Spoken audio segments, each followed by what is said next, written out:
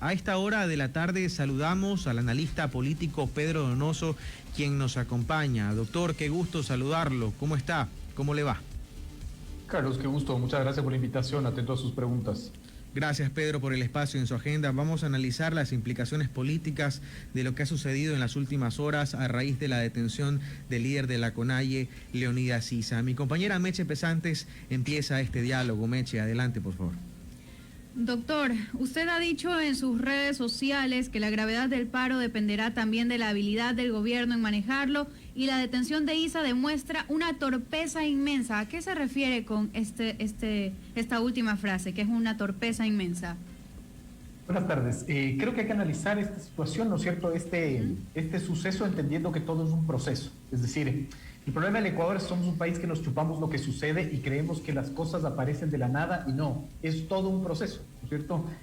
¿Cuál es el contexto? El contexto es que este es un gobierno bastante débil, ¿no es cierto? Con unas cifras de valoración muy bajas, enfrentando un alto pesimismo, una alta desconfianza en el Estado, una alta desconfianza interpersonal. Por lo tanto, digamos, abrirse un frente con la CONAIE, que digamos es de las organizaciones sociales más importantes de América Latina y que ha sido de una u otra manera un protagonista en las movilizaciones sociales, y para eso tenemos octubre, ¿no es cierto?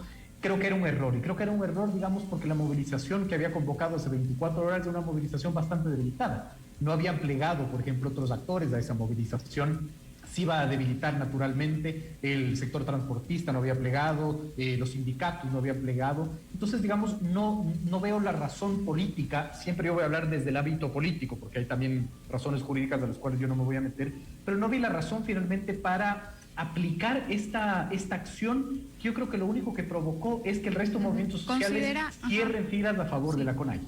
Sí, ¿considera usted, doctor, que esto hizo que se caldearan los ánimos todavía? O sea, que las cosas estaban relativamente controladas, pero ahora sí ¿cómo es el avispero?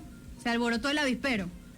Ahora sin lugar a dudas, finalmente. Sin lugar a dudas, porque además el gobierno enfrentaba, o enfrenta más bien, un movimiento indígena que no es el mismo movimiento indígena de octubre. ¿Por qué? Porque ahora tiene una nueva característica. Puede calentar las calles, pero ahora puede hacer oposición en la asamblea. Tiene una importante presencia en el legislativo, ¿no es cierto? No nos olvidemos que es la segunda minoría más importante del legislativo. Puede juntar acciones de incidencia política, llámese juicios políticos a sus ministros, y puede llegar a alianzas. Entonces, no es un enemigo menor. Y yo creo que no ameritaba finalmente esta acción desde el ámbito político, no desde el ámbito jurídico, que ahí los juristas tendrán que decir si amerita o no legalmente, pero desde el ámbito político creo que lo que provocó es unificar al movimiento indígena que estaba dividido y hacer que esta movilización social tenga una nueva causa y un nuevo precepto finalmente de reclamo. Yo resumo esto en el tuit que usted puso: el gobierno los separó y el gobierno los unió.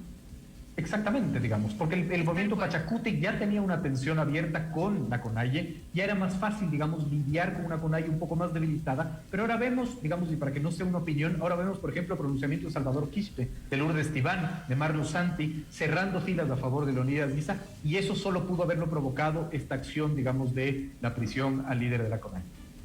Si no se hubiese detenido a Leonidas Issa, Pedro, ¿usted coincide con otros analistas que esta manifestación se hubiese diluido en los próximos días, que no duraba mucho? Es un escenario altamente probable. A mí me gusta hablar de escenarios siempre. Es un escenario altamente probable porque primero no habían plegado sectores importantísimos de una movilización social como son los transportistas. Yo creo que ahí la CONAIE cometió un profundo error, que fue etiquetar esta movilización, esta huelga, esta marcha, como una movilización nacional, como un paro nacional, cuando en verdad no tenía, por ejemplo, implicaciones en, por ejemplo, la provincia del Guayas. Estaba absolutamente debilitada, no había logrado establecer puentes con organizaciones como, por ejemplo, agricultores de la costa que no habían plegado, era bastante débil. Entonces yo creo que esto lo que hizo fue fortalecer, y alrededor además de una figura que puede convertirse en un mártir, y lo difícil de los gobiernos es cuando crean mártires que son difíciles después de administrar, ¿no?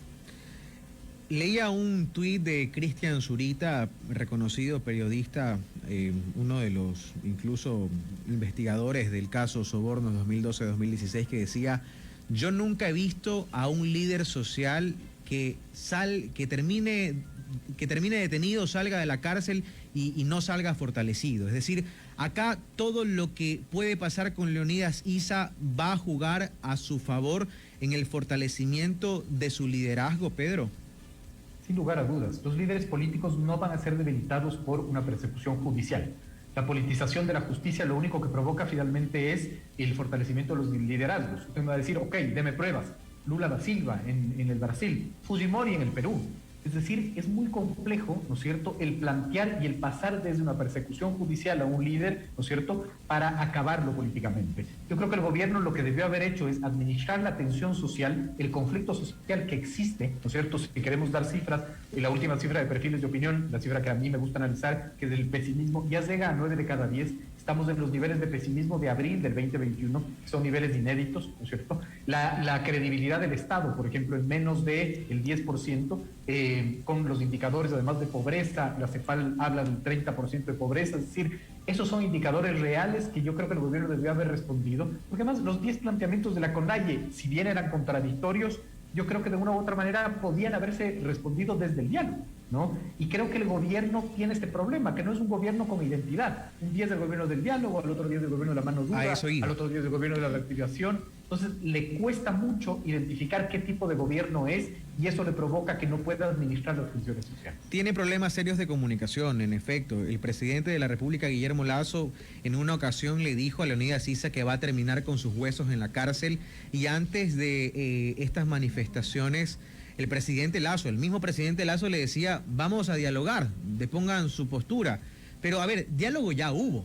Cuando estaba la ministra de Gobierno, Alexandra Vela, Leonidas Issa fue al Palacio de Carondelet y de ese diálogo no resultó absolutamente nada. Es decir, yo siento que hasta cierto punto estamos girando en círculos. Es decir, el presidente de la República dice, dialoguemos, pero no nos vamos a dejar imponer. Y la CONAIE dice, no queremos diálogo, queremos que nos cumplan los 10 pedidos que ponemos ahí. Es decir, estamos contra la espada y la pared, Pedro. Hubo 3 intentos de diálogo, incluso anecdóticamente, hoy se cumple el primer año de ese intento de diálogo, el 14 de junio del 2021 fue la primera invitación a la cual fue Leonidas Issa. Yo, un poco para hablar del punto anterior, no creo que es un problema de comunicación como concepto comunicacional, sino de indisciplina y desorden de las vocerías. Es decir, yo creo que el presidente Guillermo Lasso se dispara finalmente sin ninguna estrategia y cae en sus propios errores, ¿no? Pero más allá de eso, yo siento que el problema, digamos, que se entiende al diálogo como un fin y no como un medio. El diálogo debe ser una política pública que desemboque en algo, en un plan, en un programa, en un proyecto financiado, cómo se va a resolver X, Y, Z problema, en qué temporalidad, cuál es la inversión pública que va a haber. Mientras eso no exista, el diálogo se convierte o termina siendo en una fotografía y en un titular que provoca después, ¿no es cierto?, que la traición al diálogo sean las movilizaciones sociales, ¿no? Yo creo que el gobierno bien pudo, digamos, resolver el malestar de una CONAIE que hasta hace 24 horas estaba debilitada, ¿no es cierto?, resolviendo los 10 puntos que había planteado la CONAIE. Es que nadie puede estar en contra de exigirle al gobierno que abastezca de medicinas de los hospitales. Sin duda. Es decir, no veo finalmente una capacidad de que alguien pueda establecer un argumento en contra de aquello. Entonces, yo creo que la política social era la respuesta a una movilización insípida de ayer, no la política policial o militar. Que además son tareas pendientes en lo social que ha reconocido el mismo gobierno, dicho sea de paso. Ahora, dado que a usted le gusta hablar de escenarios, hablemos de escenarios.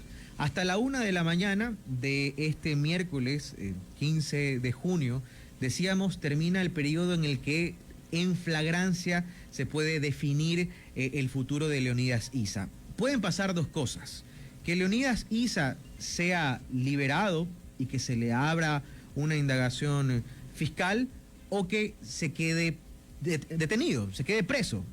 ¿Cuáles son los escenarios para el gobierno frente a estas dos posibilidades? ¿Qué le conviene en este momento al gobierno del presidente Lasso? ¿Liberar a Leonidas Issa o mantenerlo todavía bajo custodia? Déjeme hacer... Desde el punto de vista político, Pedro, obviamente, ¿no? Exacto. Déjeme quejarme con usted, porque mi trabajo es supremamente difícil. ¿Qué en es? las últimas 24 horas no puedo delinear un escenario, digamos, porque el escenario cambia cada 10 minutos, digamos. Nadie esperaba, yo por lo menos no esperaba, la prisión de Leonidas Issa, que cambia totalmente el escenario que Patel te hablé, ¿no es cierto? Creo que los dos escenarios son reales, sin embargo, ninguno de los dos escenarios yo creo que desactiva la protesta que se viene finalmente sobre todo a Quito. Marlon Santi ya anunció que por lo menos a la medianoche de hoy llegarán comunidades, ¿no es cierto? Yo creo que se va a recrudecer y se va a profundizar la violencia. Yo creo que otro octubre es un escenario altamente probable, independientemente de la libertad o no de Leonidas Issa. Creo que evidentemente la no libertad va a agravar esa violencia, va a agravar finalmente las movilizaciones, ¿no es cierto?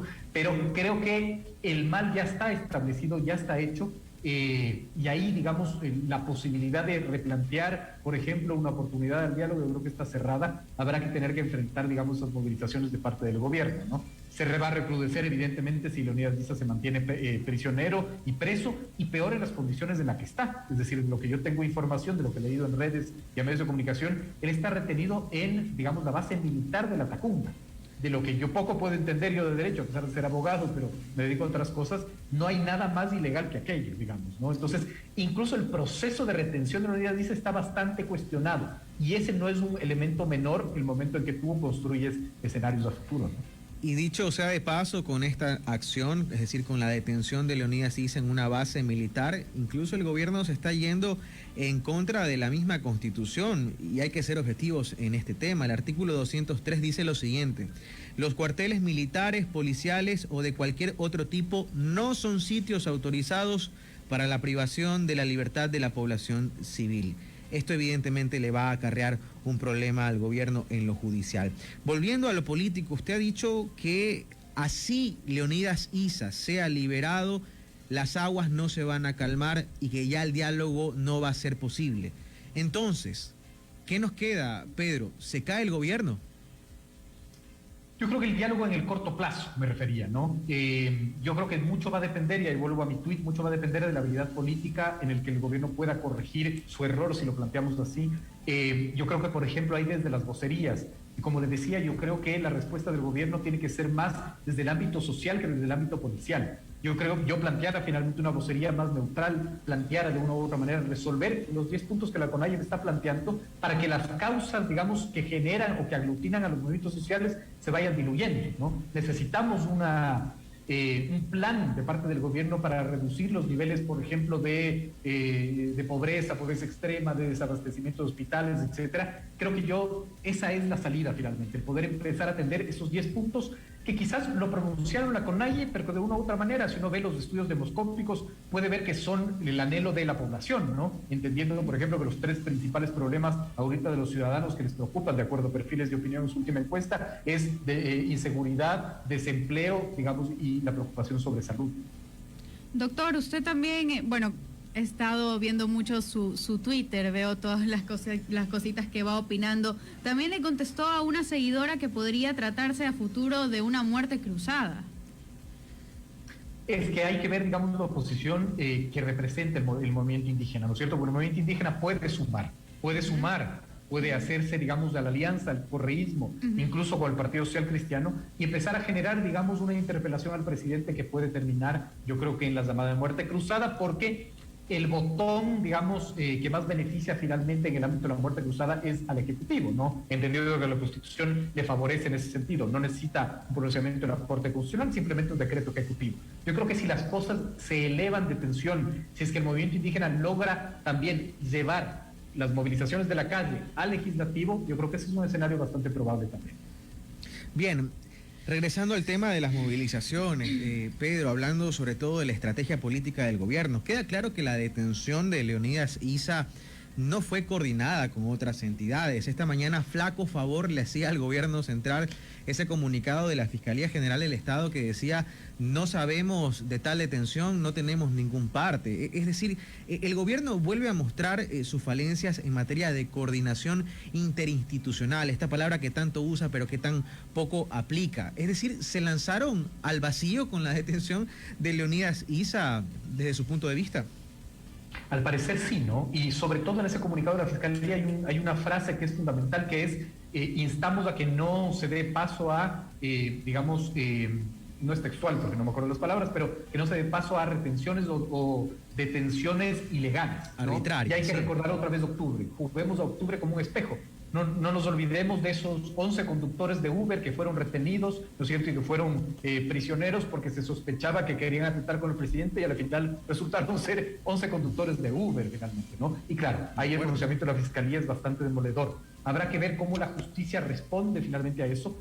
Y volvamos también a la crisis institucional que vive el país. La justicia está en una crisis institucional e interfunciones también, porque ha sido criticada de parte del Ejecutivo, pero también hay una pugna entre el presidente del Consejo de la Judicatura y el presidente suspendido de la Corte Nacional. Es decir, esta movilización social está enfrentando, digamos, o está generándose en la cancha de un país absolutamente desinstitucionalizado, que es un elemento que suma mucho más a lo que fue octubre. Además que hay que saber también que este año es preelectoral y ese no es un elemento menor. Sí, estos elementos realmente lo complican todo. Queda claro entonces que la detención de Leonidas Issa ha complicado aún más el panorama, que seguramente nos toca aguantar algunos días más de movilizaciones, que la salida no va a ser fácil y que va a requerir de astucia política de parte del gobierno nacional, de lo cual realmente muchos dicen que el gobierno carece. Pero ¿hasta qué punto hacer correcciones inmediatas, Pedro, desde su punto de vista? Hemos visto al ministro del Interior, Patricio Carrillo, ser el principal vocero del gobierno nacional en estas movilizaciones. El ministro Carrillo, que fue el comandante general de la policía en las protestas de octubre de 2019. El ministro Carrillo, que no se pone filtros al señalar a responsables. Veíamos por un lado a Francisco Jiménez, ministro de Gobierno, decir: no sabemos si realmente los beneficiados de las amnistías están detrás de las movilizaciones, pero al minuto al ministro del Interior diciendo: sí, ellos financian y están detrás de las movilizaciones. ¿No será a la final estratégico de parte del gobierno nacional quitar esta vocería al ministro del Interior, Patricio Carrillo, que tiene, a más de su función como ministro, digamos, un interés hasta cierto punto personal con estas movilizaciones, una suerte de revancha de lo ocurrido en 2019? Digamos, cuando uno enfrenta crisis, lo principal que hay que hacer es unificar las vocerías. Uno no puede tener vocerías desordenadas, y la vocería tiene que derivarse de una hoja de ruta política, ¿no? Concuerdo totalmente, digamos, no por un tema personal hacia ese ministro, sino porque la vocería debería estar en el vocero de la Presidencia de la República, que no existe, ¿no? Entonces, de ahí ya partimos finalmente con una falencia, pero claro, el Ejecutivo ahorita no se puede dar el lujo de tener contradicciones de sus vocerías, tiene que tener sobre todo mesura en lo que dice y en lo que hace, porque eso puede extrapolarse finalmente a la construcción de un imaginario que puede además coadyuvar a que todo se empeore, ¿no? Yo creo que lo que más se le debe pedir a todos los estamentos sociales, a los manifestantes, a los movimientos indígenas y sociales y al Ejecutivo es prudencia y mesura frente a lo que pueda suceder finalmente, ¿no? Porque, digamos, yo creo que este puede ser un octubre mucho más profundizado. Pero concuerdo con usted, debe haber una vocería muy clara de parte del Ejecutivo que busque finalmente no confrontar y no caer en contradicciones. Pedro, solo para terminar, porque el debate es largo y seguramente vamos a hablar de esto algún tiempo más, entra en conflicto dos escenarios. Por un lado, lo político y por otro lado, lo legal. ¿Hasta qué punto es estratégico y prudente de parte del gobierno nacional poner como prioridad lo político? Estamos de acuerdo que la detención le ha significado un problema, la detención de Leonidas Issa le ha significado un problema al gobierno nacional, pero es una detención que hasta cierto punto desde lo jurídico pareciera estar bien sustentada. ¿Qué se pone primero a su criterio? ¿Lo político o lo legal? No es fácil la decisión. Es evidente que yo voy a remar para mi lado, ¿no es cierto? Sin embargo, tengo una explicación y tengo una justificación y un argumento. Este es un problema político y los problemas políticos tienen que ser resueltos por la política. La política finalmente es el arte de manejar las tensiones, ¿no es cierto? Y el conflicto está, digamos, la dinámica social es una dinámica en constante conflicto.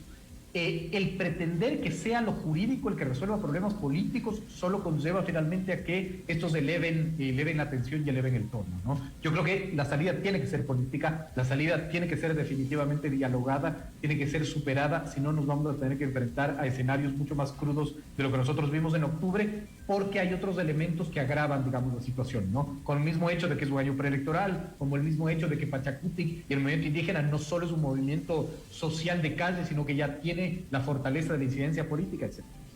Habrá quienes piensen, por ejemplo, que lo legal tiene que ser prioritario. De hecho, hay quienes dicen: ¿qué licencia tiene el señor Leonidas Issa para hacer cosas que el ciudadano común no puede hacer y que le acarrearían problemas legales? Pero ahí está el debate y esa es su postura, doctor. Queremos agradecerle. Pedro Donoso, analista político, nos ha acompañado esta tarde y noche aquí en Al Borde de la Noche. Muy amable y gracias por el espacio en su agenda. Muchísimas gracias, doctor. Muchas gracias. Buenas tardes.